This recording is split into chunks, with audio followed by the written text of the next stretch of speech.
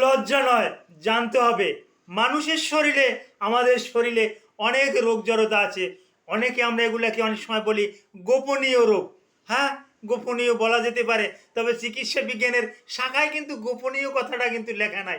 সব রোগের কিন্তু নাম উল্লেখ করা আছে, গোপনীয় উল্লেখ করা নাই। তো তারপরেও গোপনীয় এরকমের ধরতে পারেন।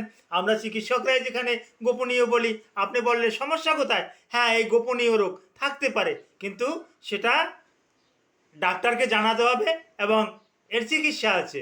এরকমের একটা গোপনীয় রোগ যেমন ওয়েট ড্রিম, নাইট ফলস বা স্বপ্নদোষ। জানতে হবে আপনাকে, শরমের কোনো কারণ নাই। এই স্বপ্নদোষটা কি অনেকেই জানে না, অনেকে কাউকে শেয়ারও করে না, অথচ আস্তে আস্তে করে তার শরীরটা নিস্তেজ হয়ে যাচ্ছে, শরীরটা ধ্বংস হয়ে যাচ্ছে, কিন্তু সে তার বন্ধু বান্ধব বা কোনো ডাক্তারের সাথে এ বিষয়ে কিন্তু শেয়ার করে না। আসলে স্বপ্নদোষ কিন্তু দোষের কিছু না, স্বপ্নদোষ দোষী না। এখন এটা যে দোষ বানাইলো, কে যে এই নামটা রাখলো, আজ পর্যন্ত তারে কিন্তু খুঁজে পাই না। এই রকমের কোনো স্টাডিতে কিন্তু খুঁজে পাই না যে স্বপ্নদোষ নামটা কে দিল। এটা আমরা চিকিৎসা বিজ্ঞানে ওয়েট ড্রিম বলে থাকি। আচ্ছা, এই ওয়েট ড্রিম সম্পর্কে গুরুত্বপূর্ণ কিছু আলোচনা করব। মনোযোগ সহকারে আলোচনাটি শুনলে এই ওয়েট ড্রিম বা স্বপ্নদোষ সম্পর্কে আপনি বেশ কিছু তথ্য পেয়ে যাবেন। আসসালামু আলাইকুম রহমতুল্লাহি ওয়া বারাকাতুহু। আমি ডাক্তার মীর শহীদুল ইসলাম। আমার চেম্বার শুভেচ্ছা 255, ঐতিহ্যবাহী শেখঘাট, সিলেট। গুগলে গিয়ে ডাক্তার মীর শহীদুল ইসলাম কথাটি লিখে সার্চ দিলে আপনি আমার সম্পর্কে বিস্তারিত তথ্য পেয়ে যাবেন। দর্শক শ্রোতা, আলোচনা করব ওয়েট ড্রিমের উপর বা স্বপ্নদোষ কি, স্বপ্নদোষ কেন হয়, এটা কি পুরুষের হয়, এটা কি মেয়েদের হয় না? অনেকে এরকমের আগ্রহ প্রকাশ করে যে মেয়েদের আবার স্বপ্নদোষ হয়, এটা কেমন কথা?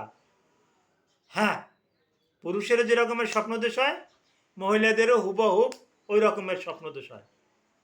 আপনি যে রকমের কল্পনার মাধ্যমে রাতে ঘুমানোর পর এরকমের স্বপ্নে দেখেন, স্বপ্নে দেখার পর আপনার জন্য গোসল ফরজ হয়ে যায়, অর্থাৎ আপনার প্যানিস বা পুরুষাঙ্গ দিয়ে আপনার স্পাম বা শুক্রাণু বা সিমেন বা এক কথায় বাংলা যেটাকে বীর্য বলা হয়, এই বীর্যটা বেরিয়ে যায়। এটা বেরিয়ে গেলে আপনার পরিদেহের কাপড় চোপড় নষ্ট হয়ে যায়।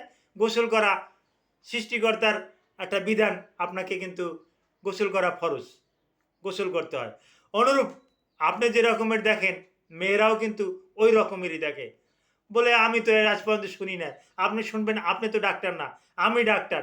আমার কাছে মেয়েরা বলে, স্যার আমি যে এই যে শরীরে ভাঙিয়ে গেছে, আমার যে এই রকমের রুগ্ন স্বাস্থ্যের অধিকারী, ওজন 25 কেজি 30 কেজি, আমি এত ফুট লম্বা, এত লম্বা, অথচ ওজন মাত্র 28 কেজি।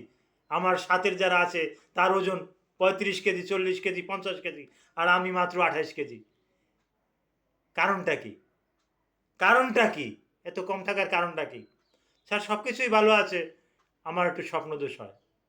তাহলে মহিলাদের যদি স্বপ্নদোষ হয়, এই যে হয়তো আপনি এখান থেকে নূতন শুনতে পারেন, হয়তো আগে শুনলেন না, অনুরূপ মহিলারাও এরকমের দেখে রাতের বেলায়, তারাও এরকমের ঘুমের মাধ্যমে দেখে যে তাদের কাছে কোনো এক পুরুষ আছে, পুরুষের সাথে সে বিশেষ মুহূর্তে মেলামেশা করতেছে।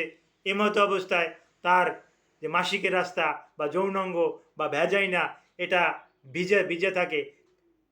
পরিদেহের যে ওই তাদের যে সালোয়ার কামিজ বা যাই পরা থাক না কেন, হ্যাঁ, ওটা কিন্তু ভিজে যায়। তখন তার জন্যও কিন্তু গোসল করা কিন্তু তার জন্য ফরজ হয়ে যায়। এই হয়তো কথাটা আপনি নূতন শুনলেন। আর এখন পুরুষের স্বপ্নদোষটা কেন হয় এ ব্যাপারে একটু আলোচনা করতেছি। সৃষ্টিকর্তা প্রদত্ত স্ক্রুটাম বা টেস্টিস, অন্ডথলি, যেটা প্যানিসের নিচে থাকে এবং শরীরের বাইরে থাকে, অন্ডকোষ অন্ডথলি, হ্যাঁ, এটা নিচে থাকে। ওখানে এইটা হলো যে বীর্য তৈরির কারখানা। তো ওখানে সবসময়ের জন্য কারখানায় ফ্যাক্টরিতে তৈরি হইতে থাকে। ফ্যাক্টরিতে তৈরি হইতে থাকলে ও যদি সাপ্লাই দিতে না পারে তাহলে ওর ফ্যাক্টরি হাউসফুল হয়ে যায়। আশা করি আপনারা বুঝতেছেন আমার কথাগুলা। ও ফ্যাক্টরিতে তৈরি হইতে আছে, তৈরি হয়ে ফ্যাক্টরি থেকে যদি কেউ না নেয় তাহলে ফ্যাক্টরি সাপ্লাই হয়ে যায়, যার কারণে ও কিন্তু বাহির হওয়ার জন্য কিন্তু রাস্তা খুঁজে। হয়তো স্বামী স্ত্রী যৌন মেলামেশার ফলে ওটা বাহির হয়ে যায়, অথবা স্বপ্নদোষের মাধ্যমে বাহির হয়ে যায়, বা অনেকে খারাপ কিছু অভ্যাস, যে মাস্টারবেশন বা হস্তমৈথুন, এটাও নিষিদ্ধ, ইসলামে নিষিদ্ধ, এর মাধ্যমে অনেকে এই বীর্যপাত ঘটিয়ে থাকে, এটাও কিন্তু নিষিদ্ধ, কিন্তু অনেকে করে থাকে। হ্যাঁ, এখান থেকেও কিন্তু বীর্যপাতটা হয়ে যায়।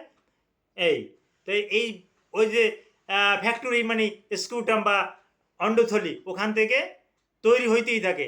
এখন যদি সাপ্লাই দিতে না পারে তাহলে কিন্তু আপনার কিন্তু এই রকমের স্বপ্নদোষ হতে পারে।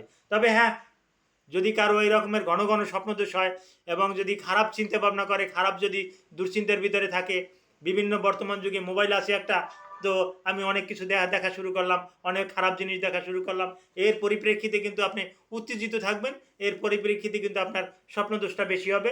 এটা কিন্তু সম্পূর্ণরূপে কিন্তু খারাপ। এটা থেকে আপনি বেঁচে থাকুন। আল্লাহ সুবহানাহু ওয়া তাআলা আমাদের সবাইকে এই রকমের খারাপ কাজ থেকে বাঁচিয়ে রাখুক। আল্লাহ সুবহানাহু ওয়া তাআলার কাছে এই আশা রেখে আমি ভিডিওটা আজকের মতো এখানেই সমাপ্ত করলাম। আসসালামু আলাইকুম ওয়া রাহমাতুল্লাহি ওয়া বারাকাতুহু।